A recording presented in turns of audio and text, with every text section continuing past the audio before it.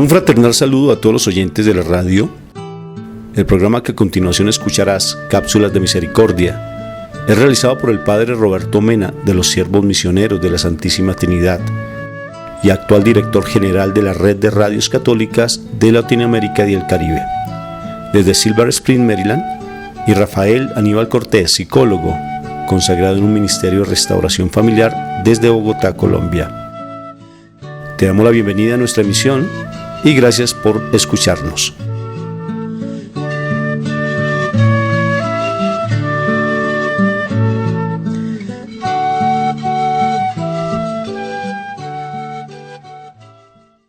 Bien, oyentes de la radio, tenemos el gusto en este momento de encontrarnos con el Padre Roberto Mena, misionero de la Misericordia, que se encuentra allí en Silver Spring, Estados Unidos, y que esta semana vamos a hablar, continuando con la charla de la semana pasada, sobre Monseñor Romero. Padre, qué gusto saludarte. Pues es una bendición poder continuar con el mensaje de este gran mártir latinoamericano como es el beato Monseñor Oscar Arnulfo Romero. Y tenemos entonces una entrevista que le hicimos a don Román Mayorga, que él fue rector de la UCA, Universidad de allí de El Salvador, y que también trabajó como un referente del Banco Interamericano de Desarrollo en Venezuela y que posteriormente fue embajador de El Salvador allí en Venezuela, en Caracas. Y él tiene un conocimiento muy amplio sobre toda la vida de Monseñor Romero porque tuvo la fortuna de poderlo conocer y compartir unos momentos bien especiales antes de su exilio, que fueron más o menos unos 2 o 3 meses antes de que asesinaran a Monseñor Romero allí en El Salvador. Entonces esa entrevista sé que les va a llamar mucho la atención a todos los oyentes porque nos va a describir a un Monseñor diferente tal vez de lo que nos muestra en la televisión, más humano, un Monseñor más cercano, más amigo, un Monseñor que era realmente con una sencillez y una humildad impresionante. Entonces creo que eso fue lo que hablamos la semana pasada, Padre, lo que tú nos relataste, lo que nosotros tomamos de algunos testimonios que dieron de pronto en algunas noticias de la prensa de su muerte, Padre. Sí, así es, así que es bueno tener pues el relato de un testigo evidente de lo que sucedió, para que con eso nosotros también pues demos testimonio, porque la sangre de los mártires es semilla de nuevos cristianos y de nuevas vocaciones también. Así que Monseñor Romero siga dando a la iglesia pues muchas vocaciones a la vida sacerdotal y religiosa y muchos laicos comprometidos para nuestra iglesia de Latinoamérica y todo el mundo. Ok, Padre, entonces vámonos con esta entrevista que le hicimos directamente allí desde Venezuela, desde Caracas, a don Román Mayorga, que pues obvio que conoció a Monseñor Romero y nos da un testimonio muy hermoso de lo que es el espíritu de Monseñor Romero.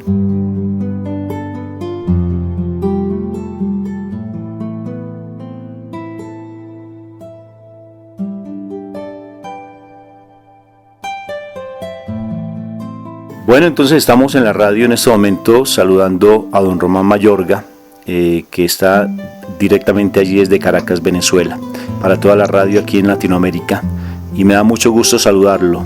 Qué placer tenerlo en la radio, don Román. Pues un saludo cordial a usted, Rafael, y a todos los oyentes de la radio. Estoy a su disposición para hablar de Monseñor Romero, que entiendo es el tema que vamos a tratar en esta ocasión. Claro que sí, y sobre todo que usted tuvo una cercanía con él, y eso es lo que nos gustaría como conocer. La semana pasada estuvimos hablando un poco sobre su historia, sobre su muerte violenta y todo lo que implicó a nivel social y a nivel teológico. Bueno, don Román, cuénteme cómo fue que usted conoció a Monseñor Romero. Él era obispo de Santiago de María, que era una diócesis del oriente de El Salvador cuando yo lo conocí. No era un arzobispo de San Salvador. Y tenía entonces fama de un sacerdote muy conservador, de un obispo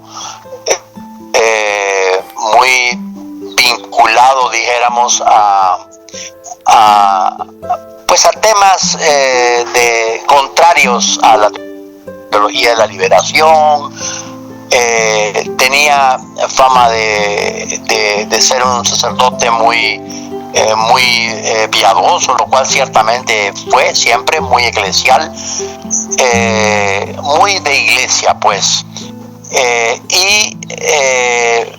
Entonces lo conocí yo en una ocasión que, siendo yo miembro de un comité de seglares que se llamaba Justicia y Paz, fuimos a pedirle a la conferencia episcopal que fuera más activa en sus reclamos por violaciones a los derechos humanos que estaban ocurriendo crecientemente en El Salvador. Y en esa ocasión lo conocí a él. No tuvimos una respuesta muy entusiasta entonces en la conferencia episcopal. Era un grupo de obispos más bien conservadores, diría yo. Y posteriormente lo vi en alguna que otra ocasión, pero sin mayores impresiones en un sentido o en el otro. Luego lo nombraron a él arzobispo de San Salvador, y desde entonces fue que me relacioné más estrechamente con él, es decir, en los últimos 3 años de su vida. En ese momento ya usted estaba como rector de la universidad. Yo era ya rector de la Universidad Centroamericana José Simeón Cañas, que es la universidad de los jesuitas. No obstante, yo no era jesuita, era un rector seglar, ¿no? Y en esa categoría, en ese oficio, tenía que relacionarme con los obispos, particularmente con el arzobispo de San Salvador, lo cual hice, ¿no?, con mucha frecuencia, como le digo, durante su arzobispado, prácticamente desde el comienzo. ¿Cómo fue esa relación, don Román? ¿Cómo usted podría describir de pronto ya como arzobispo a Monseñor Romero, porque ya hubo mucha más cercanía con usted? Sí, pues vea, muy al principio de su arzobispado ocurrió un hecho excepcional. Asesinaron al primer sacerdote, un jesuita. Y recuérdense que la universidad de la cual yo era rector estaba dirigida por los jesuitas. Monseñor, que era muy amigo de este sacerdote llamado Rutilio Grande, que fue asesinado, fue emboscado cuando iba a desempeñar alguna función pastoral a un pueblecito rural, con un anciano que iba con él y un niño, prácticamente fueron emboscados y asesinados. Este sacerdote, Rutilio Grande, ha sido muy amigo siempre de Monseñor Romero, habían sido compañeros y había mucho afecto recíproco. A Monseñor Romero esto le golpeó enormemente. Entonces hizo una serie de protestas, incluyendo una misa única un domingo en San Salvador, y la misa única esa fue en el centro de San Salvador, en la plaza principal de la ciudad. A partir de entonces, Monseñor Romero constituyó un pequeño grupo de asesores, llamémosle, algunos de ellos seglares, otros sacerdotes, y los invitaba a desayunar al seminario de San José, que es donde nos reuníamos cada semana, y a mí me incluyó en ese grupo, de manera que durante 3 años prácticamente lo vi cada semana en estos desayunos en que conversábamos con Monseñor sobre los eventos de cada semana.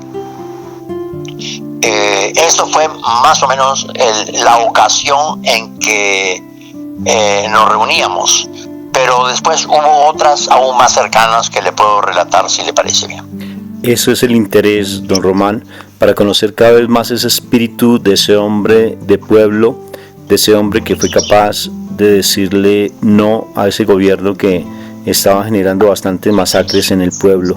Y sería interesante conocer mucho más el espíritu de Monseñor Romero, para que por favor nos relate esos episodios, don Román. En su trato personal Monseñor Romero era un hombre sumamente sencillo y respetuoso, enormemente, sí, hasta tímido, diría yo, en su trato personal. Esto, sin embargo, cambiaba grandemente cuando él hablaba desde el púlpito.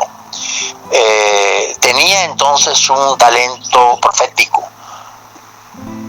Yo diría que un talante profético. Yo diría que Monseñor, contrariamente al dicho de que nadie es profeta en su tierra, fue justamente un profeta en su tierra. Es decir, un hombre con una cercanía especial con Dios, al estilo pues de los profetas del Antiguo Testamento, hombres que sentían una misión especial encomendada directamente por Dios, que tenía que ver con la denuncia del pecado del entorno, la denuncia del mal que les rodeaba y el anuncio de un reino por venir, de algo, de nuevos tiempos. Entorno pecaminoso cambiaría.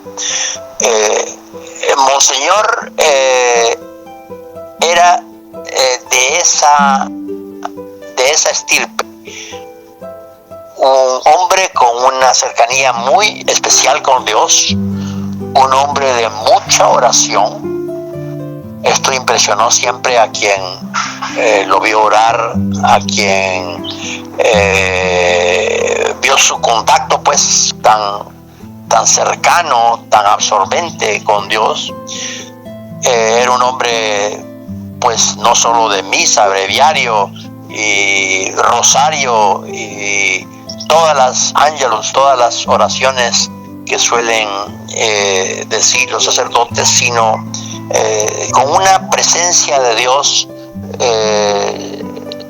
muy intensa y muy permanente, muy continua, diría yo. Bueno, pues esta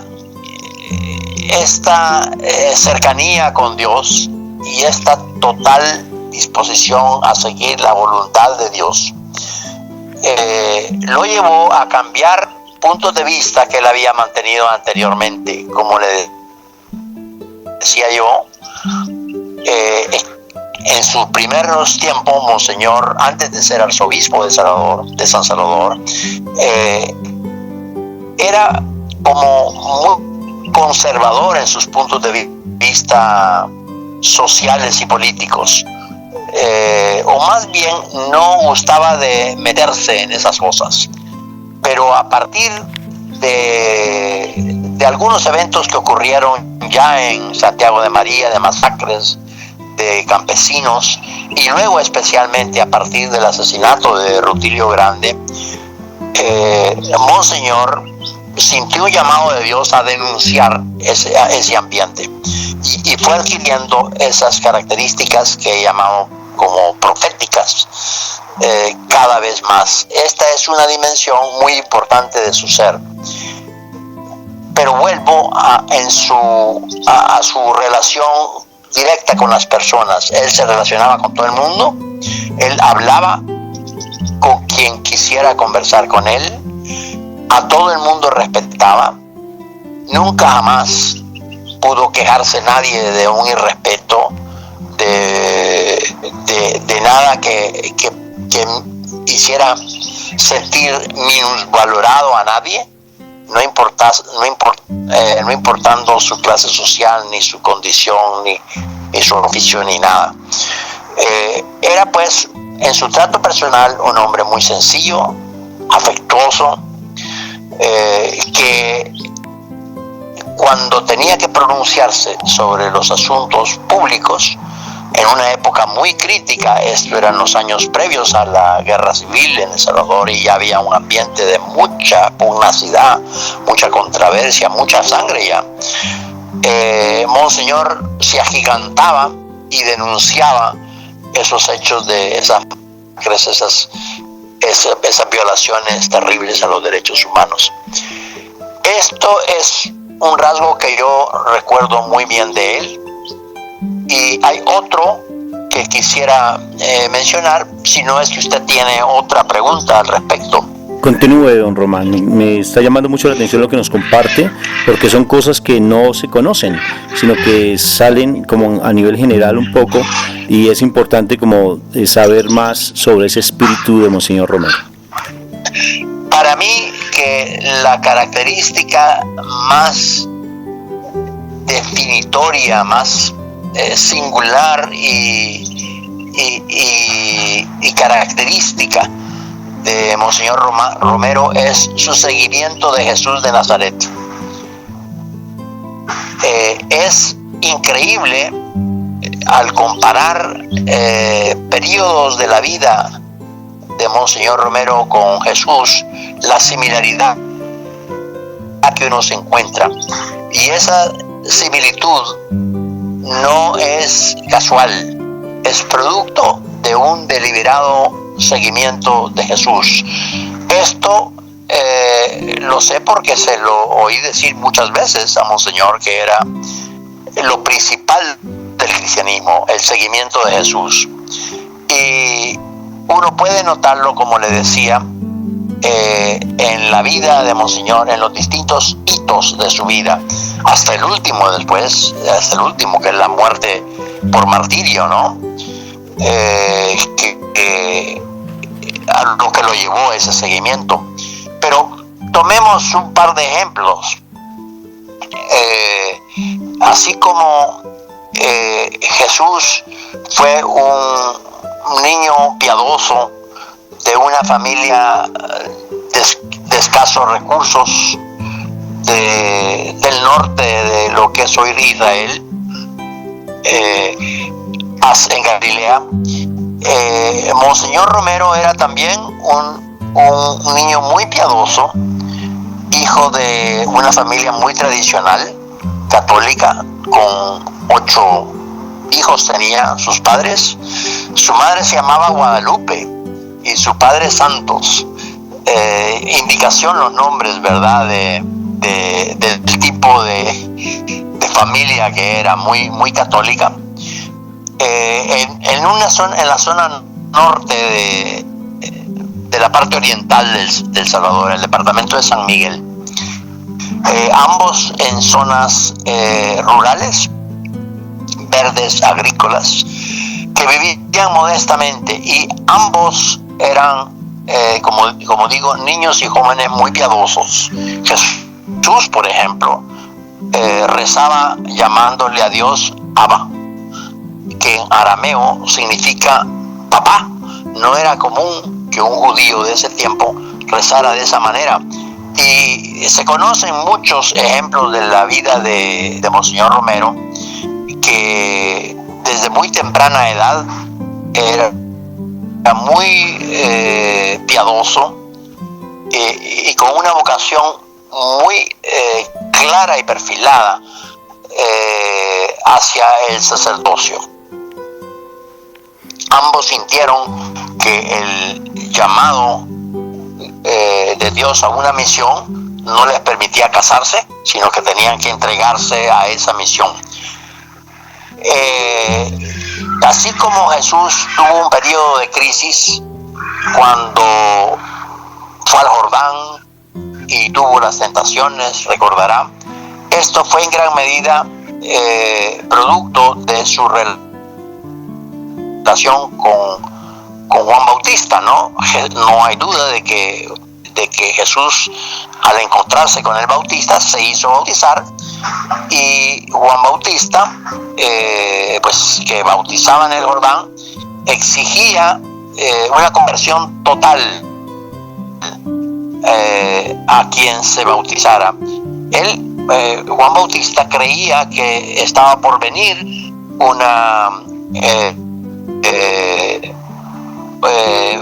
un juicio final de un Dios que vendría a castigar toda esa vida pecaminosa que había en la corte de Herodes y en toda esa región. Jesús en algún momento comenzó a sentir dudas de esto, particularmente de la visión de un Dios vengador. Él sentía que Dios más bien era un Padre bondadoso y que lo que vendría era el reino de Dios. Pero en todo ese periodo tiene una crisis de misión. Fundamentalmente esas fueron las tentaciones, cuando se va al Jordán, al desierto del Jordán, ora y luego regresa a Galilea a predicar que está por venir el reino de Dios, habiendo superado la crisis porque Dios le hizo conocer cuál era su misión, la misión de Jesús. Algo así ocurrió en la vida de Monseñor Romero. Al principio él tenía una espiritualidad más bien cercana al Opus Dei. Él era dirigido por sacerdotes del Opus Dei. Y ese era su tipo de espiritualidad. Pero a raíz, como le dije antes, de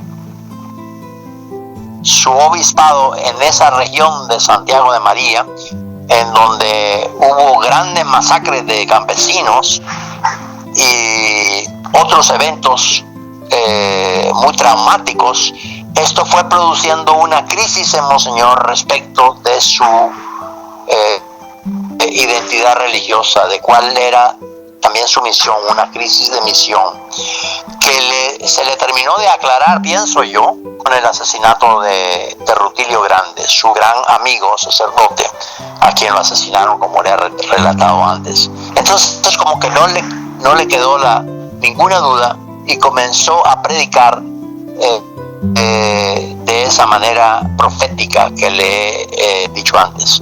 Esto lo llevó, así como Jesús, a encuentros con los sectores que dominaban la sociedad de entonces, y lo llevó a ser un peligro para la estabilidad de la zona, del régimen, de la Pax Romana en el caso de Jesús, para el status quo salvadoreño de entonces. Ambos eran predicadores muy seguidos por la masa, y esto al final lo llevó a choques con los que idolatraban, dijéramos, ídolos de la riqueza, del poder, que exigían como víctimas humanas. Recordará el episodio de Jesús en el templo, que a mi juicio fue tremendamente importante para echarse encima, dijéramos, a los altos sacerdotes de Judea entonces, y que eran aliados de los romanos que dominaban la región, y eso es lo que finalmente llevó, en términos humanos, ¿no?, a la crucifixión de Cristo. Monseñor Romero también protestó contra esa idolatrización del poder, de las riquezas, que exigía víctimas humanas y que llevaba a estas masacres y esas violaciones de los derechos humanos. Y al denunciar eso,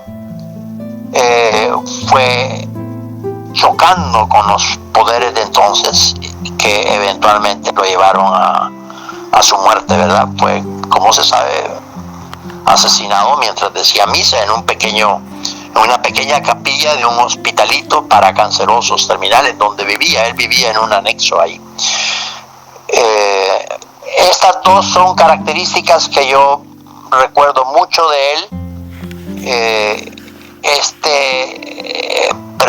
Persona que en su trato personal era tan humilde, tan sencillo, tan cordial, tan respetuoso, y que al tener que desempeñar funciones públicas lo hacía de una manera profética, su talante profético, que he dicho, que fue profeta en su tierra, y ese seguimiento de Jesús que fue haciéndolo cambiar, que fue haciéndolo convertirse diariamente según él veía la voluntad de Dios, y esto hasta la muerte.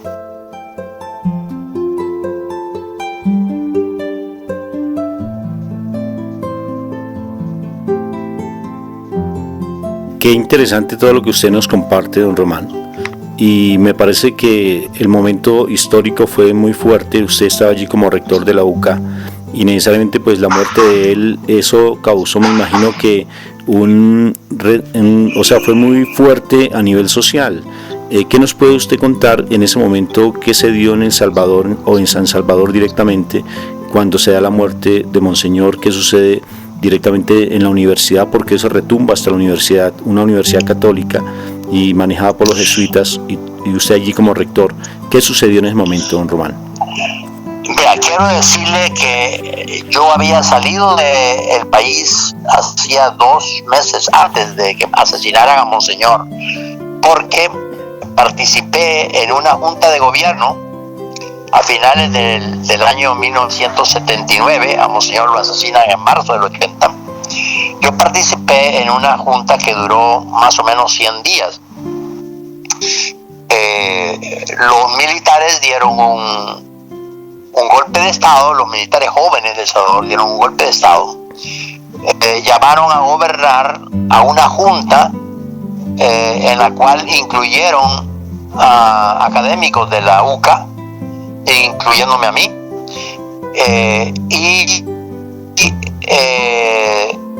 formaron pues un gobierno, emitieron un pronunciamiento, la que le llamaron la proclama de la Fuerza Armada entonces, prometiendo cambiar de actitud de lo que habían sido antes. Recuerdes que en este momento ya llevaba una dictadura militar de 50 años. El Salvador comenzó una dictadura militar a principios de los años 30, de manera que para entonces había ya casi 50 años de una dictadura militar casi ininterrumpida. Los militares prometieron cambiar esto y democratizar el país, permitir elecciones libres, cosa que no habían hecho antes, realizar algunos cambios estructurales de justicia para preparar las bases de una sociedad más justa. Y llamaron a este grupo a gobernar, a esta junta, pero ya en el lugar resultó que no querían obedecer al gobierno civil, querían seguir mandando, querían más bien utilizar a los civiles de esa junta como fachada para decir que habían cambiado, manteniendo la misma actitud represiva que hasta entonces habían tenido. Esto llevó a un desencuentro entre los civiles y los militares, y los civiles renunciamos en esa, y comenzaron entonces a perseguir a los civiles y a exilar a otros. Yo fui de los que exilaron y tenía ya más de 2 meses fuera de El Salvador cuando asesinaron a Monseñor Romero. Yo estaba ya en la Ciudad de México. Ahora, lo que usted me preguntaba, el impacto fue enorme, gigantesco. Gente llorando, gente pues grandes signos de dolor. Monseñor era un hombre tan querido, tan seguido en la universidad, que todas las referencias que tengo es que fue de un tremendo shock, un golpe inmenso. Ahora, algo que debo de decir respecto a esto, de los efectos de su asesinato casi inmediatos, es que muchísima gente que no se había ido a las organizaciones político-militares, precisamente porque Monseñor abogaba por formas pacíficas de cambio, dijeron basta ya. Ese fue un parteaguas en la actitud de muchos jóvenes, incluso universitarios. Eso sí me consta, porque pues sabía más o menos cómo pensaban los jóvenes de la universidad de entonces, algunos profesores también, y sabía que muchos habían sido detenidos precisamente por la actitud de Monseñor, que no propiciaba, no favorecía métodos violentos, y por supuesto algunas prácticas eran especialmente reprochables para él, como eran asesinatos de gente indefensa, secuestros, en fin, lo que pasa en una confrontación armada, ¿no? Pero al ser asesinado Monseñor, muchos jóvenes universitarios, incluidos alumnos y profesores, y no digamos movimientos de las comunidades sociales y de comunidades cristianas de base que en El Salvador estaban muy desarrolladas a partir del Concilio Vaticano II y de las conferencias episcopales de Medellín y de Puebla. Se desarrolló un gran movimiento de comunidades eclesiales de base en El Salvador, y estas comunidades pues utilizaban, claro, muchas veces estaban en conflicto en un país con grandes limitaciones de tierra. Las comunidades, especialmente las rurales, peleaban por sus tierras porque se las arrebataban, porque los explotaban, en fin, tenían conflictos con otros sectores de la sociedad, pero en general no eran violentas. Cuando asesinaron a Monseñor, la gran muralla que era él para impedir que los naturales enojos y reclamos que tenían esas comunidades, miembros de esas comunidades, se convirtieran en violencia, esa muralla como que se derramó, y entonces el agua rebalsó la represa, y fue entonces que en grandes cantidades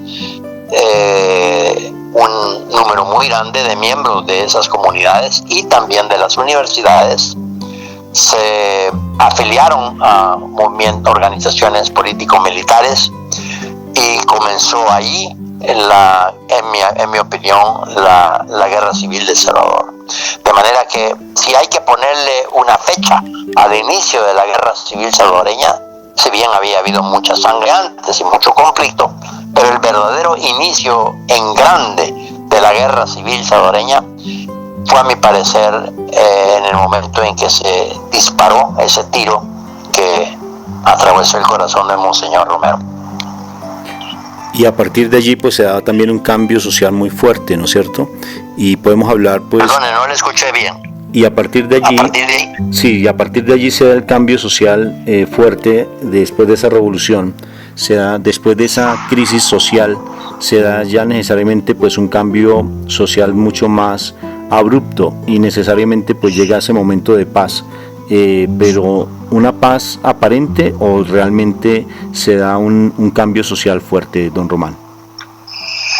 Sí, a partir de entonces ya viene un periodo bélico tremendo que duró 12 años, en el que murieron directamente por causas bélicas alrededor de 100,000 personas. Una guerra sumamente destructiva, que destrozó no solo vidas, sino futuro de tantas personas, instituciones, organizaciones, aparato productivo. Fue un verdadero desastre esa guerra civil salvadoreña, que duró, como les digo, 12 años, y terminó con un acuerdo negociado que se firmó en el castillo de Chapultepec, los acuerdos de Chapultepec, México, en enero de 1992. Las negociaciones que llevaron a ese acuerdo las medió las Naciones Unidas, y duraron más de 2 años. Por cierto, poco antes del inicio de esas negociaciones, hubo una terrible masacre de jesuitas en la universidad donde yo fui rector. Mataron a 6 sacerdotes, incluyendo el rector de entonces, y a 5 otros jesuitas, y a 2 mujeres, una señora cocinera que se había quedado ahí porque pensaba que era más seguro que su casa, y ahí estaba su pequeña hija de 15 años también con ella. En la comunidad de los jesuitas en esa universidad llegaron un comando del ejército y los asesinaron a todos. Eso fue un escándalo mundial, y eso fue uno de los hitos que generó mucha presión para terminar ese horror que fue la guerra, ¿no? Claro, había mucho cansancio de ambas partes, había una especie de empate militar en donde los costos eran crecientes para todo el mundo y los beneficios nulos. Cada vez más sangre, cada vez más destrucción y ningún beneficio para nadie, y nadie podía triunfar porque existía pues ese prolongado empate militar. En esas circunstancias y con estímulos como ese del asesinato de los jesuitas, que causó una presión internacional muy grande para que se negociaran,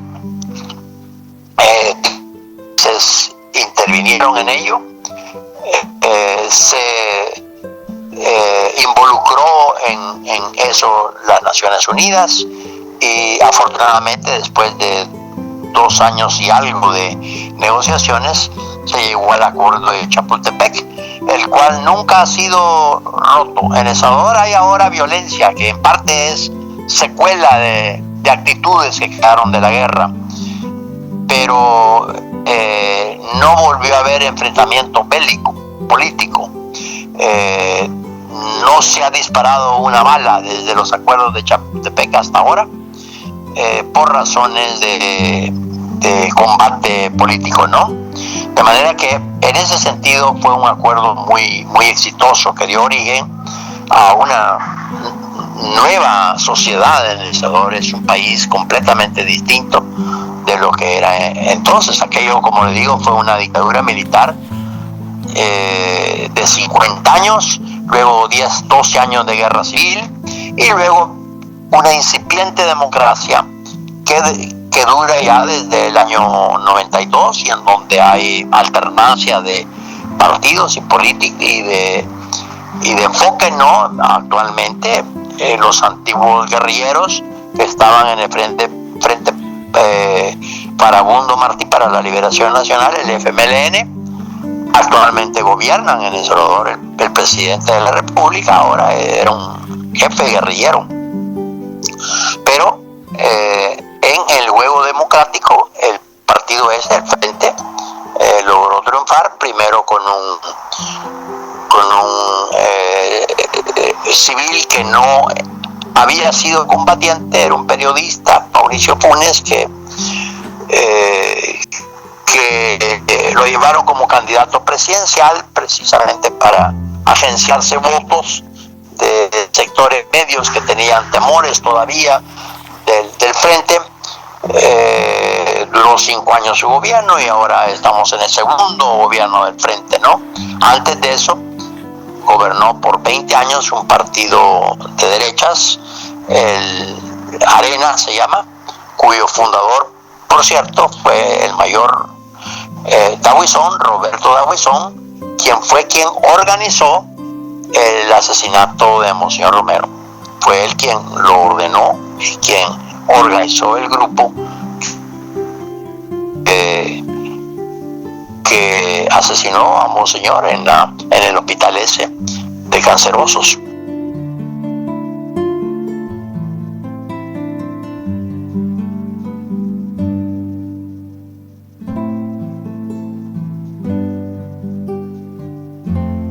Don Román, una época muy violenta, y necesariamente pues se está viendo aún, me imagino, porque eso es muy reciente, toda esa parte de todo lo que sucedió, esa guerra civil allí en tu país. Don Román, la pregunta es, ¿realmente la influencia de Monseñor Romero frente a toda esta parte fue muy alta, porque bien como usted lo está diciendo, empieza allí a partir de la muerte de Monseñor Romero, prácticamente empieza toda esa guerra civil, pero realmente esa influencia espiritual se sigue vivenciando, ¿no es cierto? El hecho de que actualmente se haya nombrado, o sea, que yo le hayan subido los altares mayores a Monseñor Romero ya beato, eso necesariamente afecta también la paz y afecta también la creencia en el pueblo. ¿Ha visto usted alguna secuencia de eso, alguna consecuencia de toda esta parte espiritual de Monseñor Romero en su país? Bueno, yo creo que el impacto de Monseñor Romero en la espiritualidad, incluso en la cultura salvadoreña, ha sido inmensa, y uno lo puede notar en una gran cantidad de documentales, películas, libros, artículos, canciones, obras de teatro, toda clase de manifestaciones del arte y del espíritu, procesiones a su tumba, de manera que el impacto de Monseñor Romero ha sido inmenso. Esas, como digo, son las manifestaciones, pero yo creo que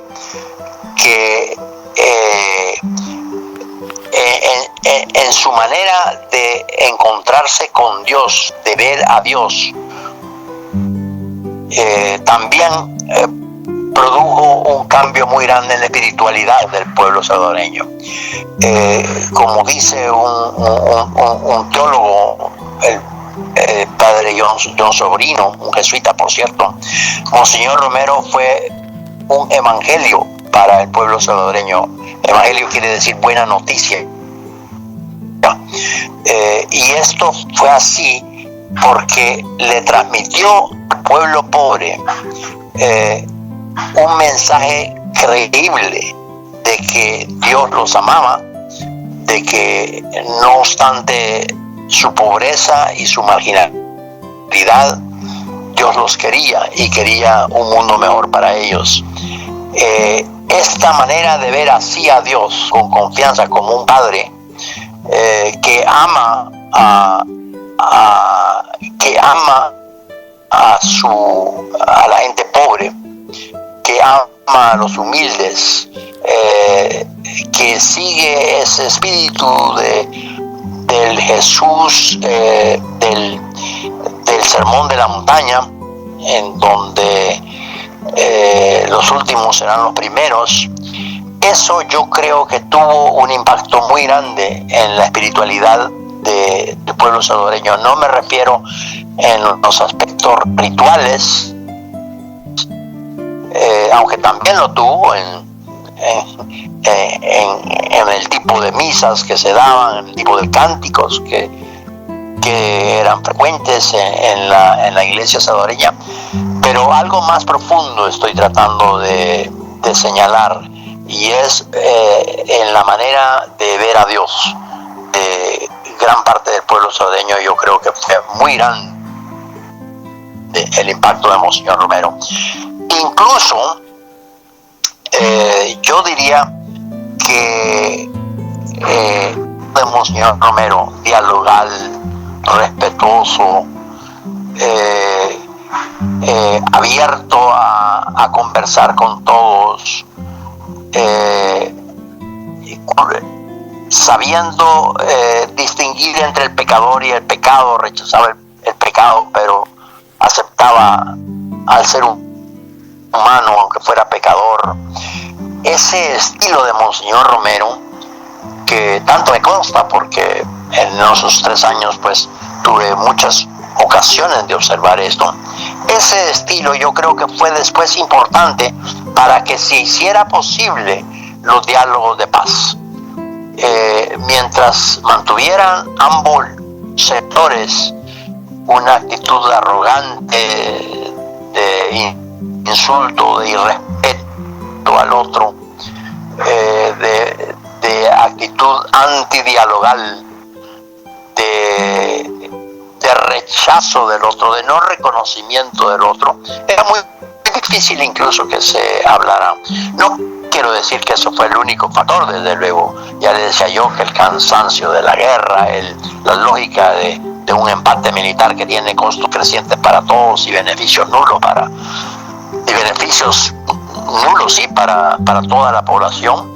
Esos fueron factores enormemente importantes y determinantes para que hubiese diálogo. Las influencias geopolíticas que estaban cambiando, recuerde, esto era en los años 90, acababa de caer el muro de Berlín, se había desintegrado Unión Soviética, con todos los cambios que eso produjo en el mundo. Había salido ya del gobierno de los Estados Unidos Reagan, el presidente Reagan, que tantas armas entregó al gobierno salvadoreño durante la guerra. Había nuevos aires también en toda América Latina. El asesinato de los jesuitas, que produjo, como le digo, en todo el mundo civilizado, insistencia en que se negociara. Todos esos fueron factores importantísimos de que hubiese diálogo, y la mediación exitosa de las Naciones Unidas, muy capaz, muy competente también. Pero en el trasfondo de eso había también, pienso yo, algo cultural, algo en lo que el estilo de Monseñor, dialogal, respetuoso con todos, también influyó. Ese es al menos mi parecer. De manera que he señalado algunos elementos en donde Monseñor Romero tuvo un impacto cultural muy grande en el pueblo salvadoreño, que ahora se ha manifestado en tantas obras artísticas, tantas manifestaciones que como uno se encuentra del pueblo salvadoreño respecto a Monseñor. Ahora, yo diría que no solo es ahora en El Salvador que ha tenido un impacto muy grande. Un obispo brasileño, Casaldáliga, hizo la notable afirmación de que la historia de la Iglesia en América Latina tenía dos partes, antes y después de Monseñor Romero. Que un obispo diga eso son palabras mayores. Cuando se celebró creo que fue, no recuerdo, hace unos años, que celebró en marzo, el 24 de marzo, uno de los aniversarios del asesinato de Monseñor. Creo que fue el 30 aniversario, sería en el 2010, ¿no? Sí. Alguien hizo un recuento del número de países en donde esto se conmemoró, y eran más de 100 países en donde hubo conmemoraciones de su martirio.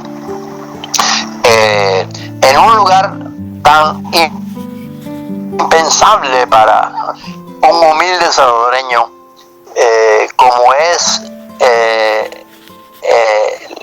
Westminster, en donde se casan los miembros de la realeza británica, hay 12 estatuas de mártires cristianos, y una de ellas es Monseñor Romero en Westminster.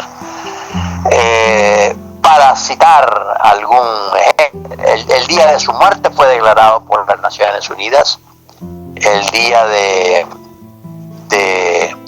las víctimas y de la no recuerdo el nombre exacto que le dieron las Naciones Unidas, pero es el día en que se reclama la verdad por las víctimas. En fin, las repercusiones de Monseñor, en lo que es tratando de decir, han sido cada vez mayores en América Latina, ciertamente, pero no solo, ahora en todo el mundo.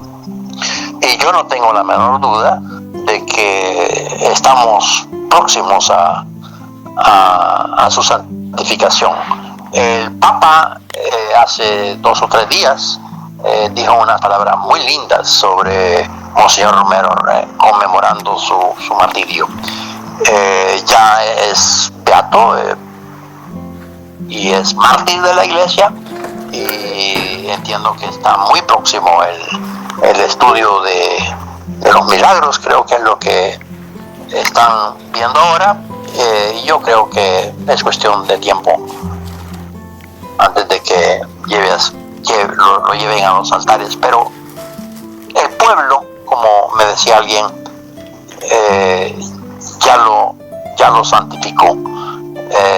Lo llaman San Romero de América, y de manera que ocurra o no, y yo creo que sí va a ocurrir, que será nombrado oficialmente santo de la Iglesia, en el pueblo de América Latina. Yo siento que ya él está santificado. Yo así también lo siento, y es real. También sus palabras son proféticas, don Román, porque así va a ser, él va a ser ya santificado, y eso también va a tener bastante eco también en la paz dentro del país, y eso me parece muy significativo.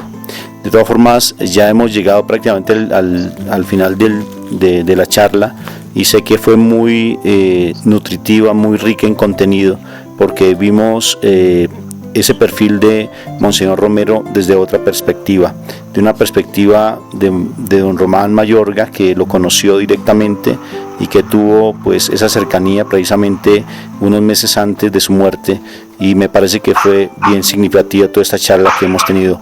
Don Román, muchas gracias por todo lo que usted nos compartió. Sé que faltaron detalles, faltaron muchas cosas que usted nos pudo haber dicho más, pero definitivamente estos tiempos a veces en la radio es corto, y le agradecemos de por sí, de todo corazón, el tiempo que ha dedicado para compartirnos esos momentos especiales.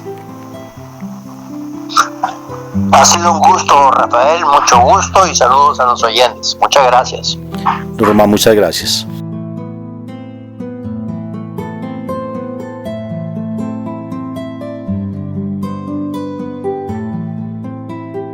Bien, padre, creo que fueron unos momentos muy especiales los que vivenció don Román Mayorga en esa vida que tuvo que vivir, porque fue muy fuerte. O sea, lo que ellos vivenciaron en esa guerra civil fue bastante fuerte. Entonces, ¿qué te pareció todo lo que nos compartió don Román? Creo que es bueno conocer pues la historia real de qué sucedió en El Salvador en ese tiempo, y por alguien que pues un testigo evidente y que estaba en un lugar clave, como fue la Universidad Simeón Cañas, la Universidad Centroamericana UCA, muy conocida en todo Centroamérica, una fuente teológica para todo ese momento espiritual que se estaba viviendo en Centroamérica. Entonces por eso vale la pena que nosotros escuchemos nuevamente ese tipo de testimonios. Por eso quedan ahí en el YouTube, y lo posteamos también en el Facebook para que las personas lo puedan compartir hacia otros, porque el testimonio de este gran santo latinoamericano necesita ser conocido por muchas personas que todavía pues están mal informados o desinformados de la figura genial que es el beato Monseñor Oscar Arnulfo Romero.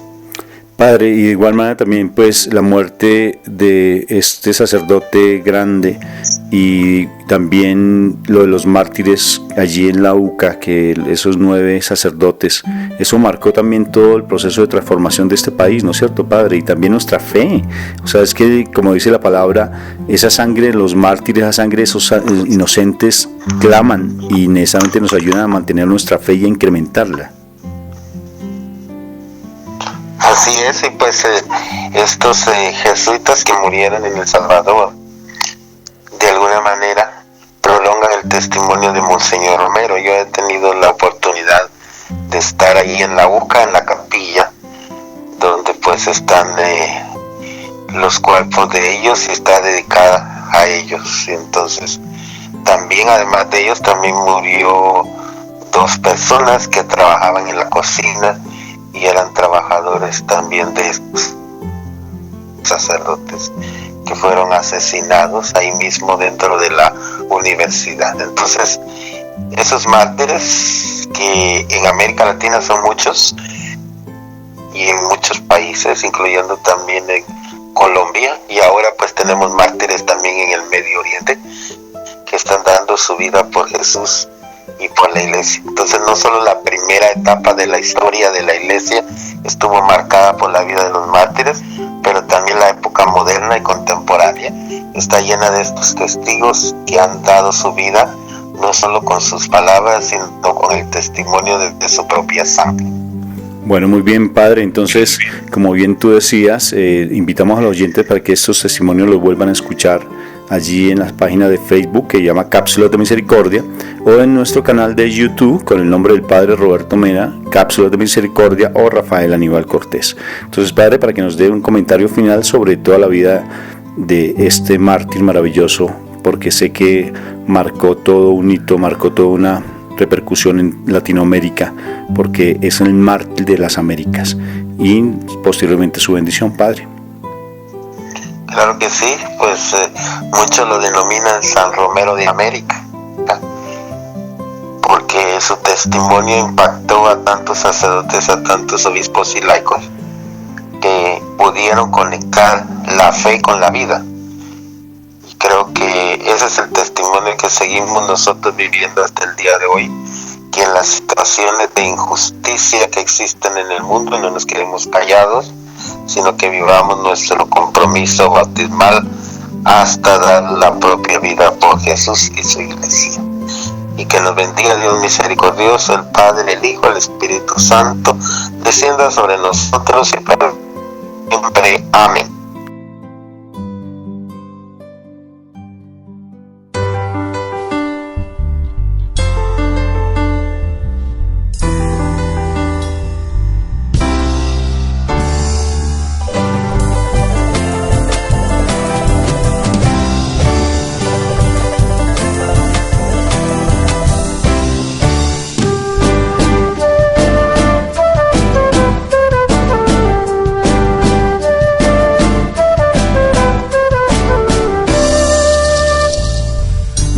Cuando dicen que está muerto, si aún su voz se escucha en el misterio de la fragancia limpia de los cerros, o en medio de la milpa y del incienso, supongo que no debo preguntarme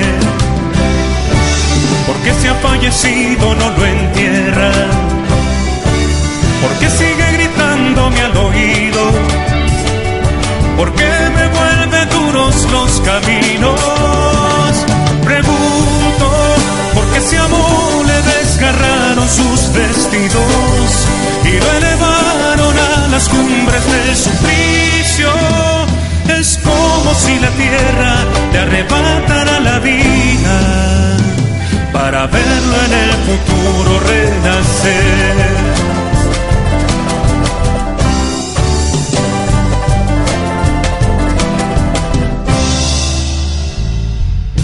En el encanto de los llanos, donde sembró semilla arando heridas, lo veo caminando por los pueblos, gritando como voz en el desierto, lo veo acariciando a los desvelos que alimentan su cerebro, de sol a sol mirando hacia los cielos. Lo siento como ruego en el silencio, le escucho por más que quieran taparme los oídos. Siento su vida derramada por los siglos, demuestra su sotana que la noche entre más negra